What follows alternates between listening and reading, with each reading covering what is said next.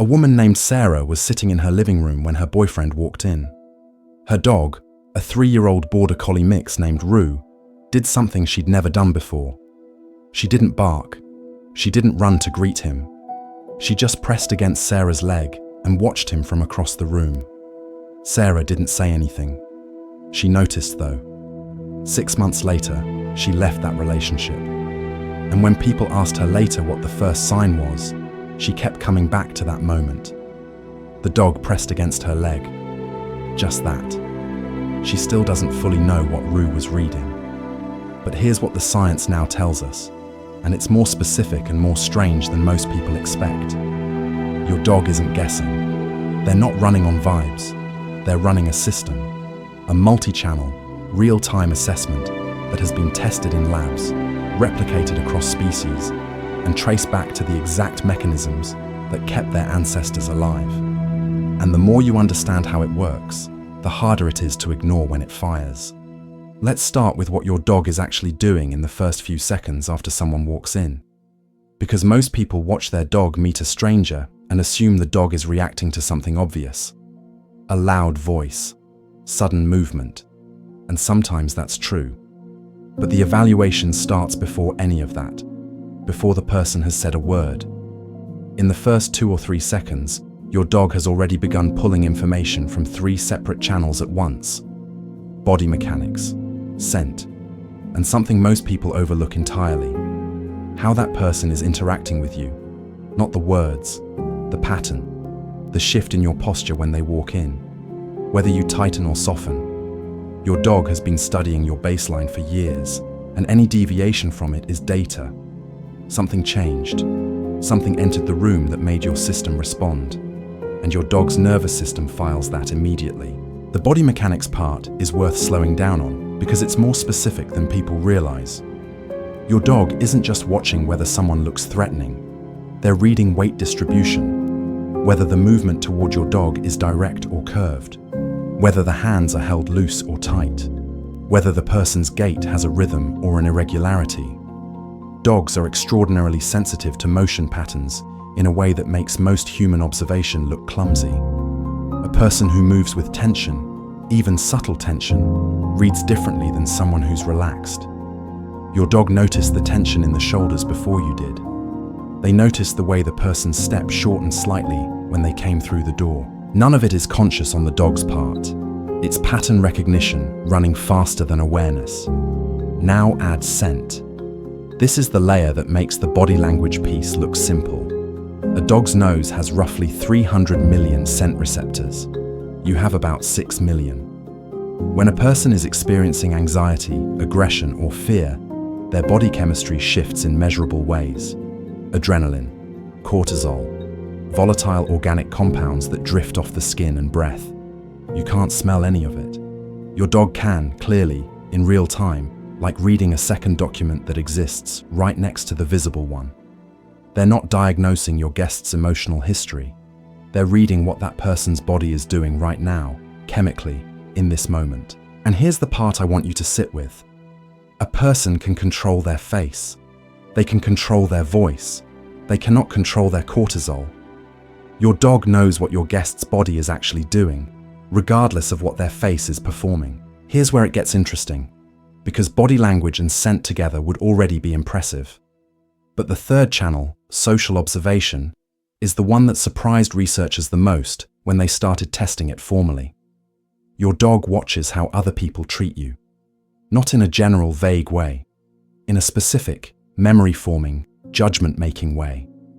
And the study that first made this undeniable came out of Kyoto University in 2015, and it was designed to answer a question that sounds almost too simple.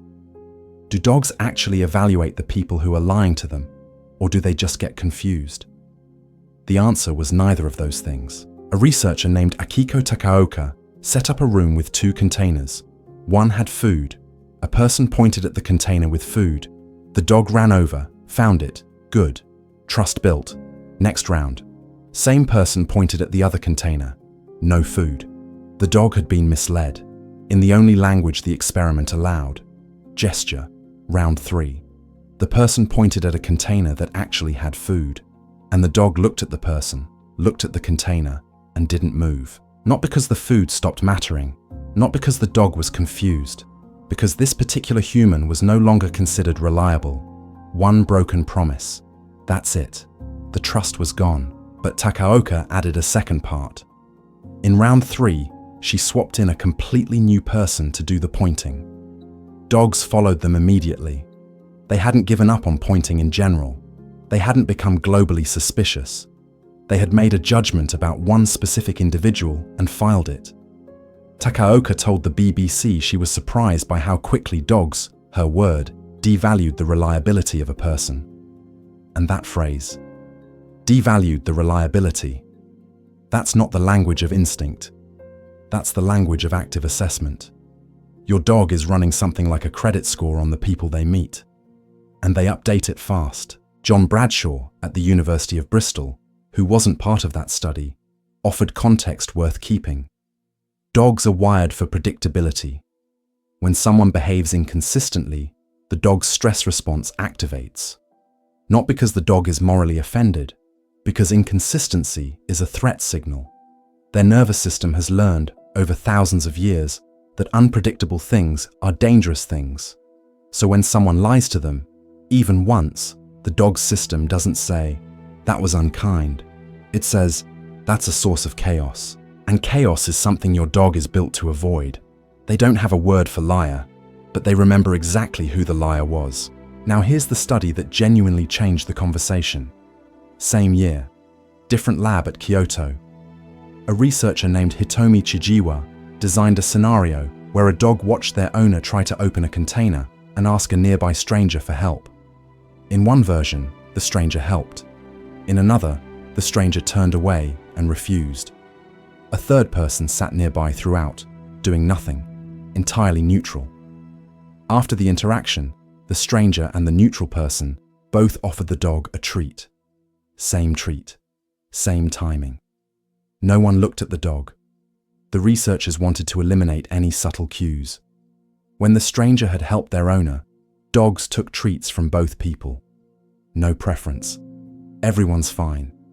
But when the stranger had refused to help, the dogs walked past the offered treat and went to the neutral person instead. Let me be precise about what that means. A dog turned down food from someone who had been unkind to their person.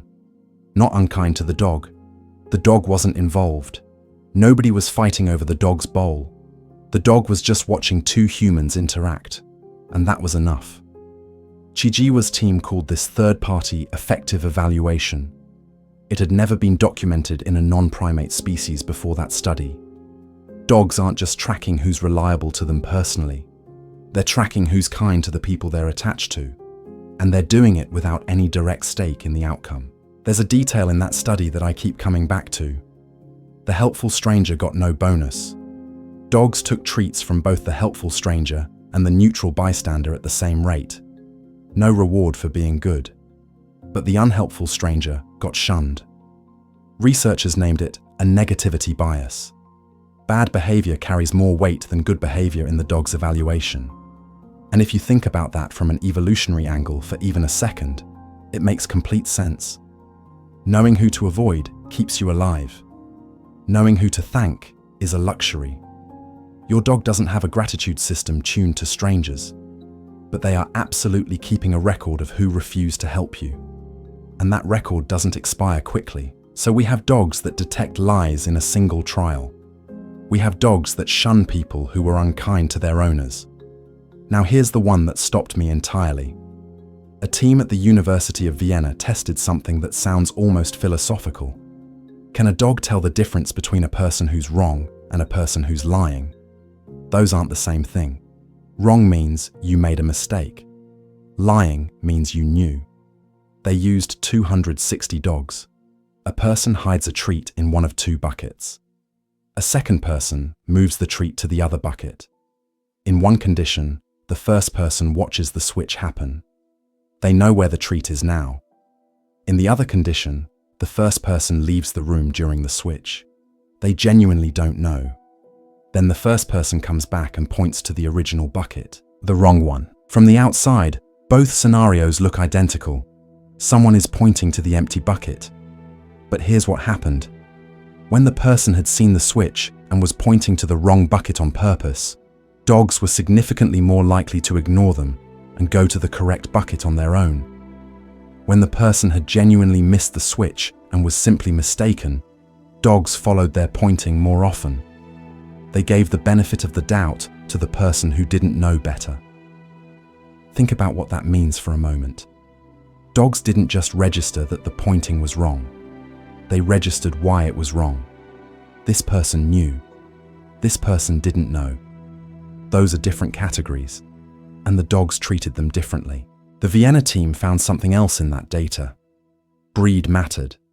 Retrievers, border collies, breeds historically selected for close cooperative work with humans, were better at detecting the intentional deception.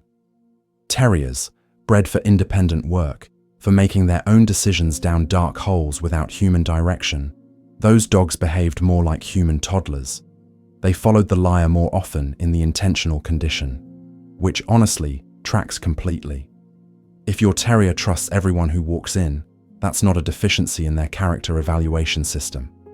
That's 200 years of breeding that says, I'll assess this situation myself.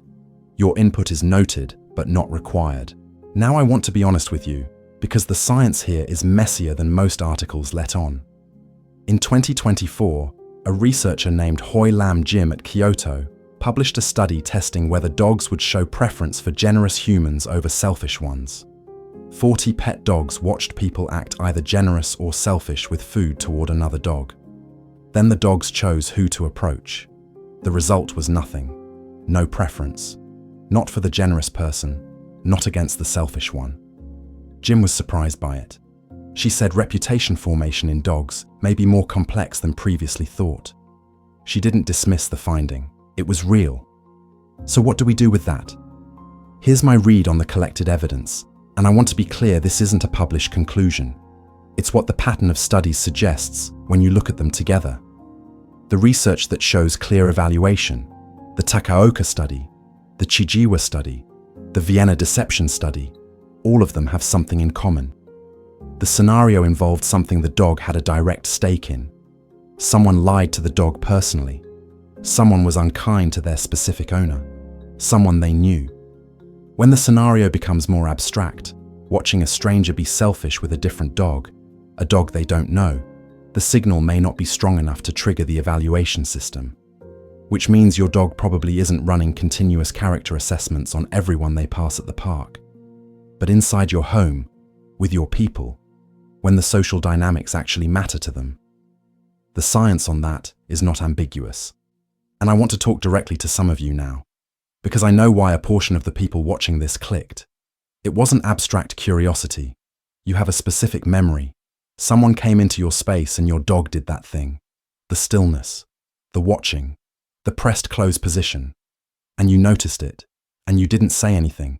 And later you wished you'd taken it more seriously. Here's what I want you to understand about that. Your dog wasn't performing. They weren't reflecting your anxiety back at you, though that's possible too. What's more likely is that your dog was running a real-time assessment using tools you don't have access to. Chemical data, motion pattern data, social observation data. And the output of that assessment was a posture change, a position shift, a very specific piece of body language directed at you. They were telling you something, in the only language they had. Dogs read human body language better than almost any other animal on the planet. They focus on the left side of a human face, which tends to carry more emotional information. They match facial expressions to vocal tones.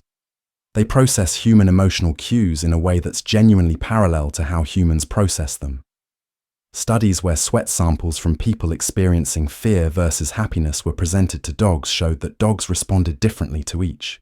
The emotion wasn't visible, it wasn't audible, it was chemical, and the dog sorted it accurately. A nervous person standing in your entryway with a relaxed face is still a nervous person to your dog. The face is just one channel. They have several others running simultaneously, and those others don't lie as easily. Here's the piece that connects all of this to the deeper question. Why do dogs have this capability at all? The answer goes back roughly 15,000 years. The dogs that survived human society were the dogs that could read human behavior accurately, the ones that could tell which humans were reliable, which were unpredictable, which were safe to approach, and which were not. That's not a metaphor for some vague social intelligence. That was an actual survival filter. The dogs that misread people consistently got removed from the gene pool one way or another. The ones that read people accurately stayed close to human settlements, ate better, survived longer, reproduced. Over thousands of generations of that pressure, you end up with an animal whose nervous system is deeply, specifically calibrated to detect the difference between a trustworthy human and a dangerous one. Your dog isn't a psychic. They're the product of a very long selection process that was running exactly this experiment over and over for millennia. And there's one more layer to this that I think matters. The mechanism isn't just inherited. It develops through your specific relationship with your specific dog. The longer your dog has been with you, the better they know your baseline, your normal posture, your normal vocal rhythm, your normal stress level. The more precisely they've mapped your normal, the more precisely they can detect a deviation from it. A dog who has lived with you for 5 years is running a more accurate threat assessment than a dog who met you last month, because they have a finer-grained model of what you look like when everything is okay. And when something isn't okay, that contrast is sharper.